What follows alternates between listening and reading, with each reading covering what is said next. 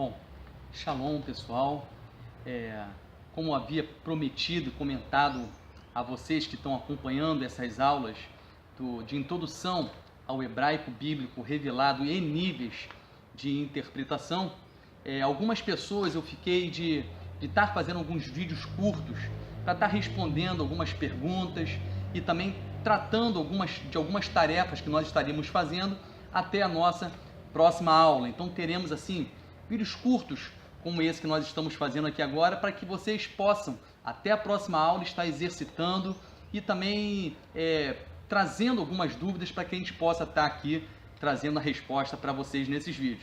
E a primeira questão que chegou para mim já nesse primeiro vídeo é porque nós tivemos uma falha no nosso vídeo e as pessoas que estão acompanhando a gente apenas pela videoaula, elas colocaram essa questão para mim porque a claridade no quadro branco que estava refletindo no dia da aula não possibilitou as pessoas que estão acompanhando apenas pelo canal do YouTube de ver o que estava escrito ali naquele quadro branco, tendo em vista o reflexo, a luz ali refletida naquele quadro branco.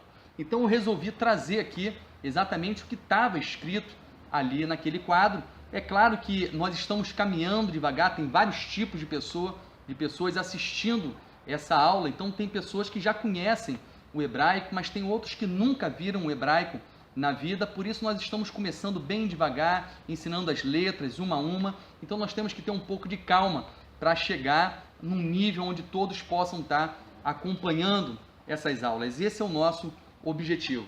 E eu trouxe essas palavras, na verdade, no quadro no dia, para mostrar que algumas questões que são regras dentro do hebraico, na verdade, quando nós vamos ver e estudar a Torá, dentro do estudo da Torá e da revelação das palavras no original dentro da Torá, existem algumas questões que fogem um pouco à regra técnica do hebraico. E aí eu trouxe algumas palavras que não vem ao caso agora tentar explicar para você que palavra é essa, como se pronunciam essas palavras, mas apenas mostrar algumas coisas que fogem a uma regra padrão. Uma das coisas que nós falamos aqui que o tamanho das letras segue um tamanho padrão, com algumas pequenas exceções de algumas letras que passam um pouco ali daquele tamanho, da linha que nós escrevemos ou abaixo, mas existe um padrão de tamanho. E essas são palavras que eu trouxe para mostrar algumas questões que acontecem dentro da impressão da Torá e que trazem revelação. Uma delas está em Gênesis capítulo 23, no versículo 2, quando vai falar sobre o choro de Abraão pela perda da sua esposa Sara. Quando vem essa palavra ali que ele chorou, que ele pranteou por ela, a palavra que nós temos é essa aqui em hebraico.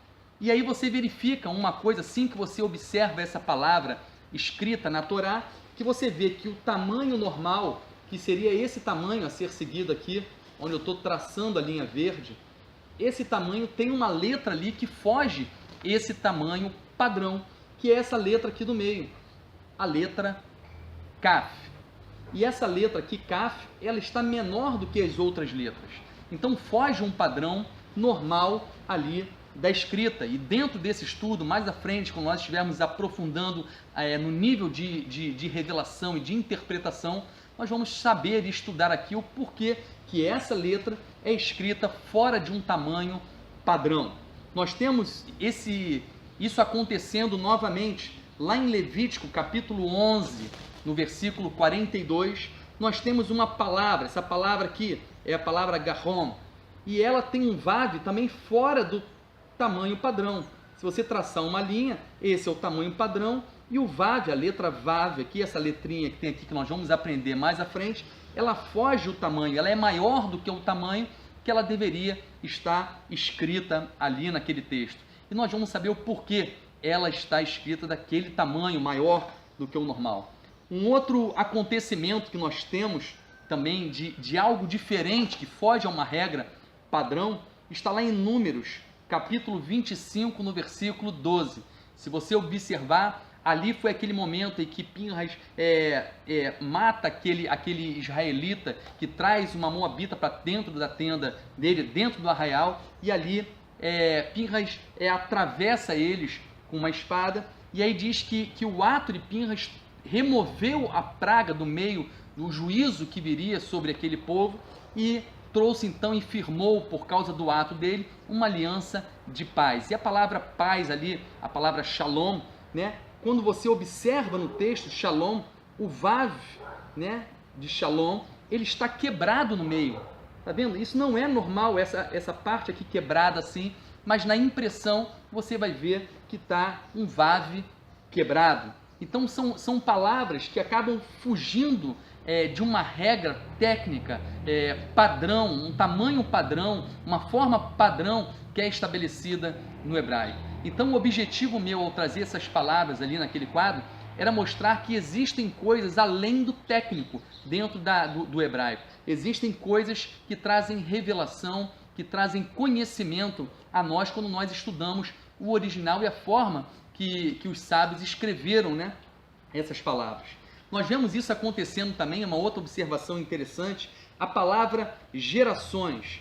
A palavra gerações em hebraico, toledot. Essa palavra, quando você vê lá em Gênesis capítulo 2, versículo 4, no original, ela está escrita assim, toledot, com dois vav. Temos duas letras vav aqui nessa palavra. Depois da queda do homem, todas as vezes que essa palavra gerações, toledot, aparece nos textos bíblicos, você pode ver em Gênesis 11, 27, Gênesis 37, 2, a palavra vai vir com apenas um vav, às vezes no início e às vezes no final, mas o vav duas vezes não surge após a queda do homem. Só no texto de Ruth, capítulo 4, versículo 18, que essa palavra é restaurada à forma original, e aí ela aparece novamente, toledot, com os dois vavs presentes aqui nessa palavra. Então essa é a primeira questão que me perguntaram. Na verdade foi uma crítica construtiva, porque houve um erro ali nas imagens, né, daquela videoaula, e eu estou trazendo então para vocês aqui exatamente o que estava escrito naquele vídeo ali, para poder estar explicando a vocês. Shalom.